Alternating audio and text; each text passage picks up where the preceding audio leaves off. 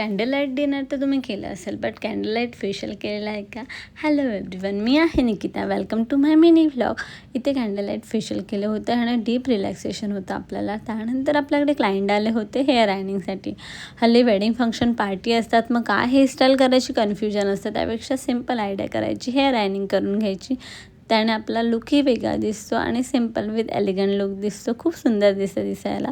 मस्तपैकी असं करून घेतलं. त्यानंतर आपल्याकडे क्लायंट आले होते वॉश आणि ब्लो ड्रायसाठी. हल्ली खूप गडबड असली कामाची तर आपल्याला वॉश प्रॉपर करायला भेटत नाही. तर इथे बघा इतका सुंदर रिझल्ट आहे. फक्त वॉश आणि ब्लो ड्रायमध्ये ह्यांचे केस किती सॉफ्ट झाले, डीप नरिशिंग झालेत आणि मस्त असा त्यांना रिझल्ट आलेला आहे ह्याचा.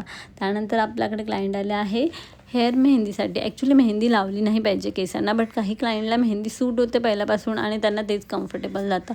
But after care is very important, because मेहंदीने हेअर आपले ड्राय होतात. त्यामध्ये त्यांच्या नॅचरल जो कलर असतो तोही चेंज होतो, रफ होतात. त्यामुळे आम्ही क्लायंटला हेअर स्पा सजेस्ट करतो आणि त्यांनीही आपला ऐकलं आणि हेअर स्पा करून घेतला. त्याने त्यांचं जे ड्राय झालेले हेअर असतात ते सॉफ्ट होऊन जातात, डॅमेजही रिकवर होतो आणि अशा प्रकारे आपण हेअर स्पा केला आहे. Thank you so much for watching.